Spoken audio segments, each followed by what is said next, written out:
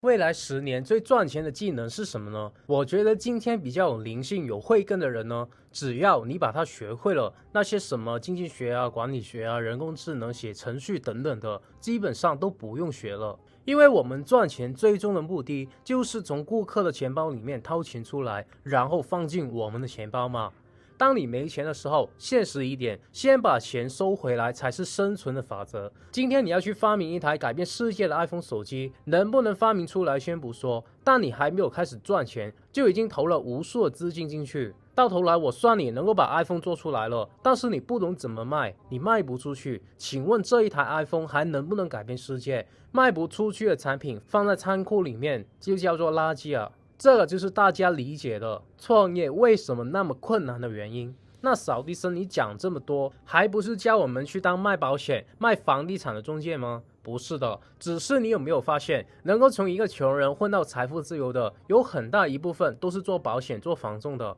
因为他们干的是最直接收钱的工作，也就是销售。但是这些行业里面有90%以上的人都是混不起来的，为什么？没有人脉，找不到客户，连最基本的底薪都可能没有的。然后也没有什么口才，跟客户聊了几个小时，最后人家不付钱，就算付钱了，人家买的只是那些最便宜的产品，你的利润都不够你去请他吃一顿饭了，是不是这样的？而今天有一个技能比销售高几个层次，假设销售是1打1的武功，它就是以一敌万的兵法，它可以让几千几万甚至全世界各国各地的人都付钱给你的技能，但是它的难度比销售更简单，不需要你去请客吃饭，不需要你去跪舔客户，也不需要你有什么人脉，而每一个能够发财的人，基本上他自己或者是身边的人呢，都要学会这个技能，就是赚钱最快最简单的技能。营销，营销是帮助我们打造被动收入的最重要技能，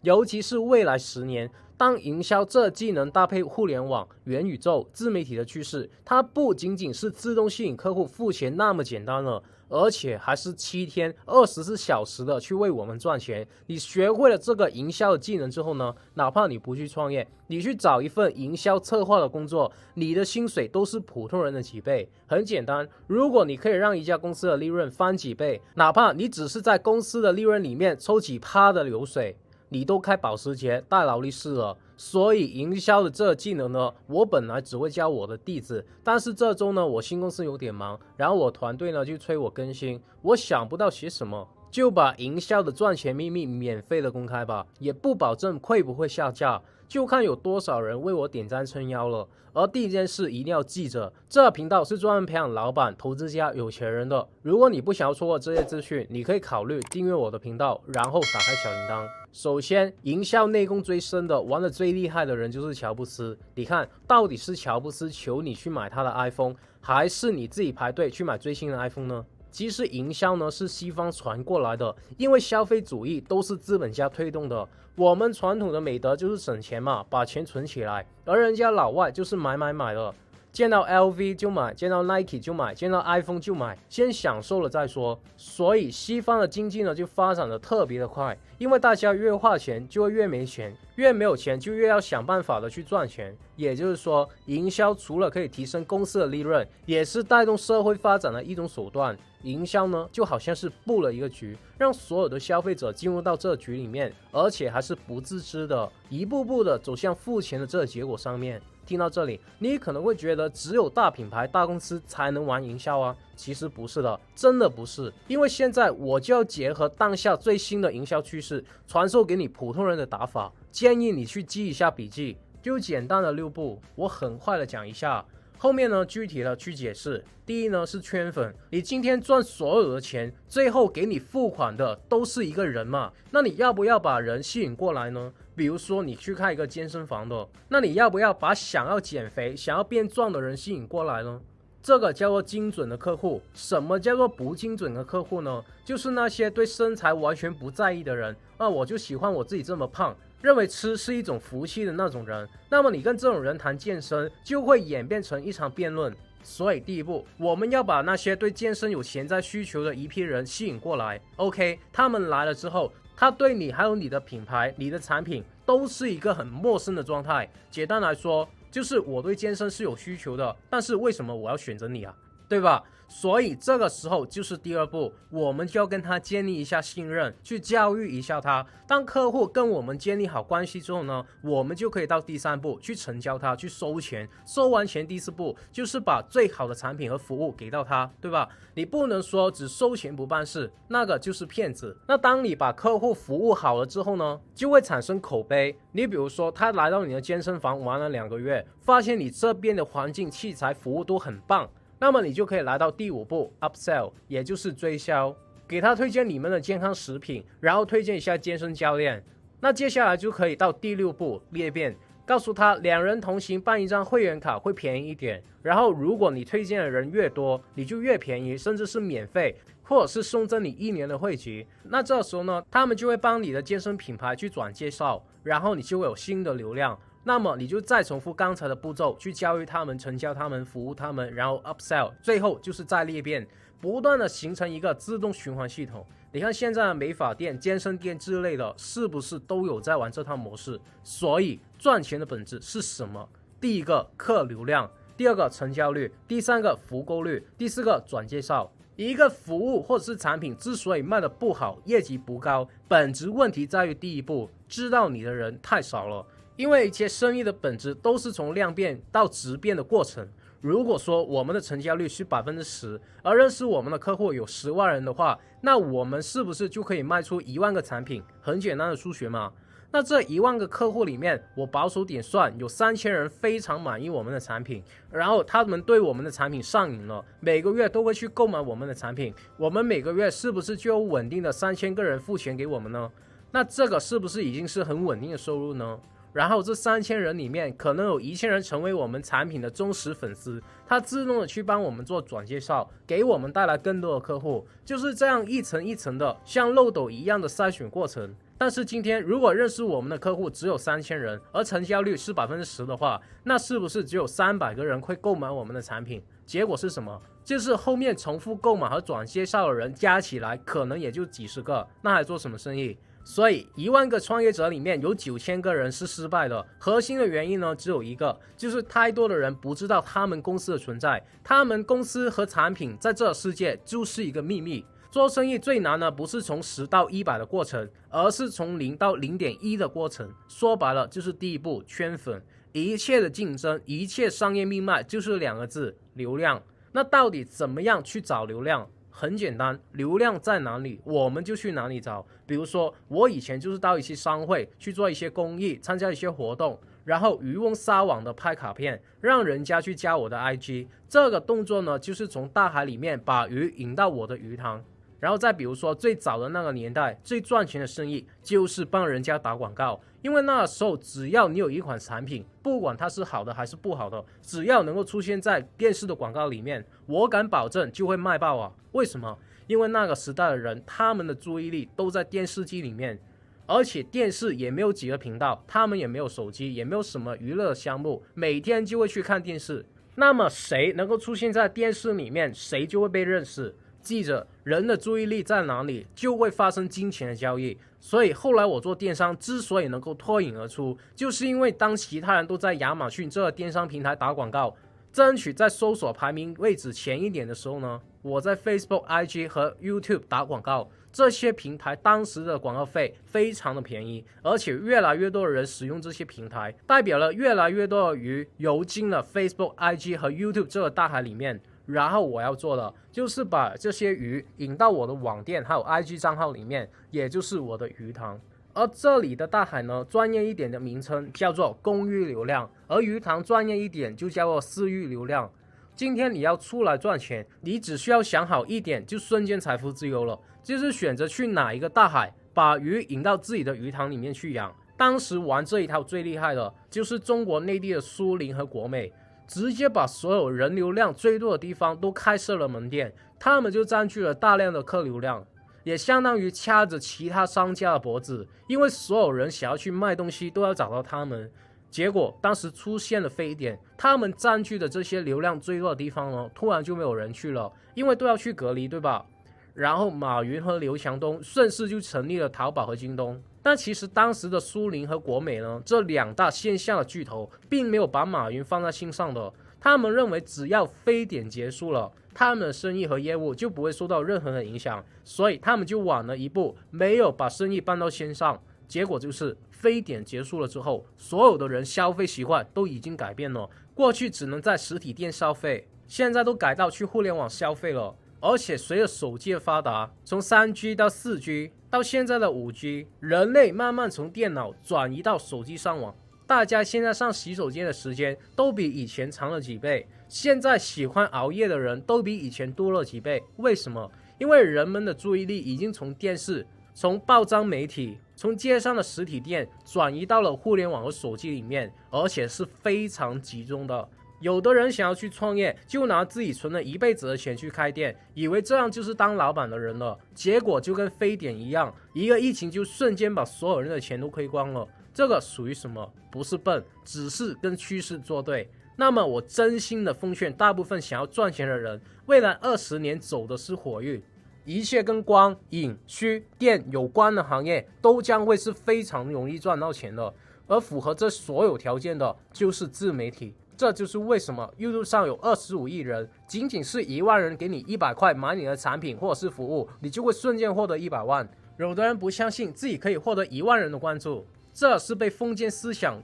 禁锢了你的前途。我告诉你，这只是一夜之间的事情。你像我的弟子，睡醒一觉可能就已经被吓坏了，这里的影片居然有几万、几十万甚至上百万的人观看。那为什么这么简单的事情其他人能够做到，你做不到呢？其实不是你做不到，而是你怀疑自己做不到，你恐惧，你怕，你懒。但现在的趋势就是告诉你，如果你不去做，你一辈子都只能当观众。未来20年，你都只是帮做影片的人刷流量、刷钱，那如何才能做得到？第一，自己去摸索，然后遇到一些很简单的困难，你就放弃了，又或者摸索出流量的密码，但已经错过了赚钱的时机，钱都已经被第一批挖金的人赚走了。第二，继续放弃做自媒体，期待20年后有新的趋势。那么今天我给到你第3个选择，就是去学习我50万订阅的秘密。但这不重要，因为我们不是要赚广告费，而是说打造一个年赚7位数美金的自动赚钱品牌，让我们可以在任何时间、任何地点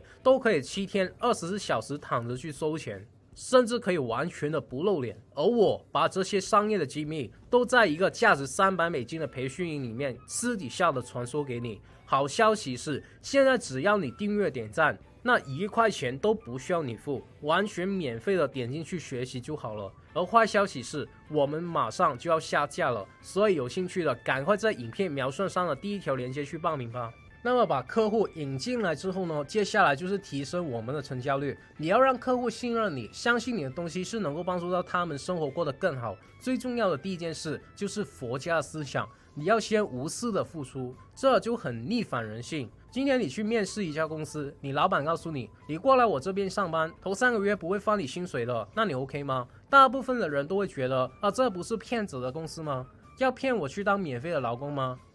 这个就是穷人的思维。一个人当你一无所有的时候，你就需要培养一个思维，就是不为钱而工作。你看蔡崇信当年他100万美金的年薪，直接辞掉所有的工作，跟着马云拿几百块人民币的薪水，结果呢，现在就是身价过亿了。这个世界的富人从来都是先给予后谈钱的。跟任何人建立信任最快的方法，也就是赚钱最快的方法，反而就是先不收钱。我先给你提供价值，让你离不开我，亏欠我。你比如说像我的影片都是免费的，但是我影片里面讲的知识都是无价的，都是我自己创业投资的觉悟，还有一些机密。那为什么我在全球有那么多的弟子？因为他们透过我免费的知识改善了财务的状况，所以很多都是为了报答我，或者想要更深入的学习我核心赚钱的机密，然后就会向我拜师学习。也就是说，客户凭什么相信我们，对吧？我们凭什么去得到一个人的信任？从人性的角度来讲，你记着，只要你不断用你专业的知识去给予对方好处，那么对方就会开始从陌生慢慢的开始信任你。当你立志想要建立一个长期的事业，比如说我立志我要成为别人一想到学创业、学投资、学赚钱就会想到我的人，那么我就会长期无条件的付出。我先让大家在我这边获得好处，获得收获，获得收益，对吧？你都付起来了，你懂得感恩的就回馈一下我，不懂感恩的也没有关系。如果你有野心想要学习更赚钱了，想要跟我合作更大的项目，那么他们也会加入成为我的弟子。就是这一套的模式。其实佛跟魔都是一念之间。为什么这世界那么多的骗子，而且还那么多人被骗呢？我讲一个真实的事情啊，我有一个朋友，他有很多套房子出租的，然后有一个外地的租客去租他们的房子，那他们彼此之间呢，其实也没有什么信任的关系，对吧？就是房东跟租客，你每个月给我钱，我就给你房住。但是这个外地的租客呢，每隔一段时间就会送一些食物或者是小礼物给我的朋友，每一次我朋友都拒绝的，但是每一次他都很坚决的去送，那我朋友就会觉得啊，他这个人很热情。这个时间长了之后呢，他们就混得挺熟的，最起码比其他的租客还要熟一点。那么就有一天，他就问我的朋友借了一点小钱，说没有空去银行取钱，就$100啊，然后过2天就会还给我的朋友了。那我的朋友也觉得啊，这不是什么钱，然后就借给他了。然后呢，过了2天，这个租客就把钱还了，还请我的朋友吃了一顿大餐。结果过了一段时间之后，他又向我的朋友借钱了，这次呢就借$1000。因为有了之前$100的积淀，我朋友就没有警惕的把钱借给他了。又过了几天呢，他又把钱还给我的朋友了，而且又请了我朋友吃饭。结果再过了一段时间，他就问我朋友借了$10,000，然后呢借完就跑了。大家觉得这个人牛不牛啊？等他跑了之后，我们才发现原来借钱给他的人不止我朋友一个，身边很多的人都借钱给他了。那么就这么一个普通的人，为什么会得到那么多的人的信任呢？而且他能在这么多的人身上收到钱呢？其实骗子跟商人之间呢，差的不是手段，而是诚信。很多人把佛误会成了魔，因为他们之间的手段都是一样的，只是说佛有善心，而魔只有杀心。商人跟骗子也一样，很多人把马云说成是骗子，说他的天下都是吹出来的，但他确实把电商、把互联网引进到我们亚洲，的确让我们生活变得更好，而不是说吹完牛转钱就跑了。回到那个租客，虽然这是一个骗子的行为，我们不能做骗子，我们永远不能欺骗客户，但是这件事情背后的原理却是值得我们每一个做营销的人学习的。为什么会有那么多人把钱交给他呢？第一，他懂得给予，他懂得给予价值。第二，他懂得先成交小金额，再成交大金额，对吧？其实这2点都是这个骗子对于人性的充分理解。可惜呢，这个人是骗子，他没有把这些东西总结出来。如果他把这些东西总结出来，用在商业上面的话，他会更牛，赚到更多的钱。但是他却用在这些旁门左道上面，没赚到多少钱，搞不好分分钟会被警察抓起来。那我发现一个骗子都懂的东西，但是我们很多做企业的老板却不懂这一些。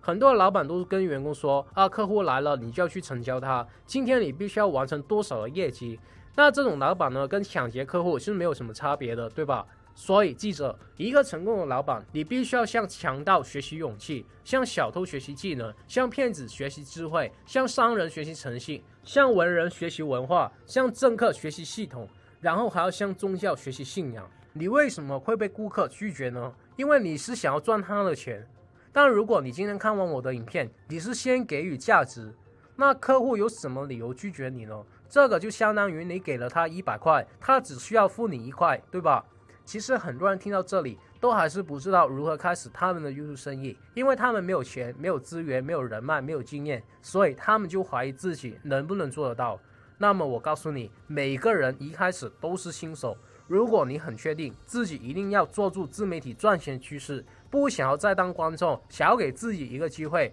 只是不知道如何去定位的话，我决定让我自己或者是我专业的团队开放了一个价值$1000的1对1咨询，去帮助这些同路人，暂时是不收任何费用，算是一种报答支持的回馈。但是我们人手极其的有限，所以你需要做的就是赶快在影片描述上的第2条链接去抢先报名了。然后接下来就是 upsell， 也就是追销。很多人觉得成交不了就不要去追销客户，其实这是极其错误的，因为这个潜台词呢，是你对你自己其他产品的不信任，觉得你自己就是赚了人家一笔钱就好了，不需要赚太多。那你不是在帮助你的客户，而是只是想要赚他的钱，对吧？你比如说你是卖保险的，你今天开单了，他可能找你买了一份人寿险，但是你可能随口多问一句要不要加一份医疗保险呢，然后他就多买一份了。因为有可能他生病了，说句不好听的，他一直死不了，但就是一直要去看病，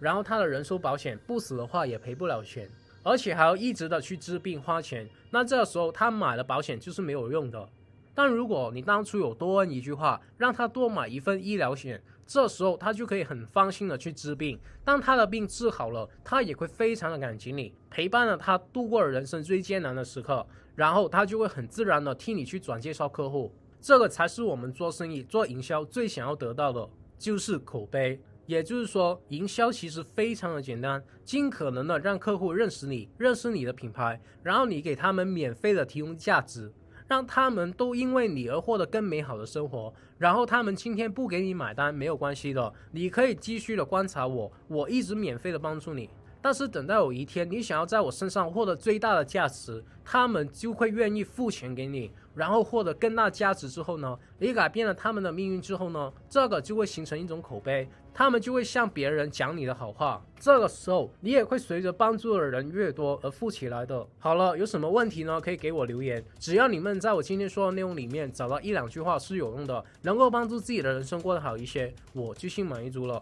那么接下来每周四8点30分，我都会继续分享关于成为富人、企业家、投资家、达到财富自由的免费信息。如果你不想要错过，我还是呼吁你订阅我的频道，然后打开小铃铛，然后无私的把影片分享出去。我真心的祝福为这部影片点赞兄弟姐妹们早日达到财富自由。好了，我们下个礼拜不见不散，拜。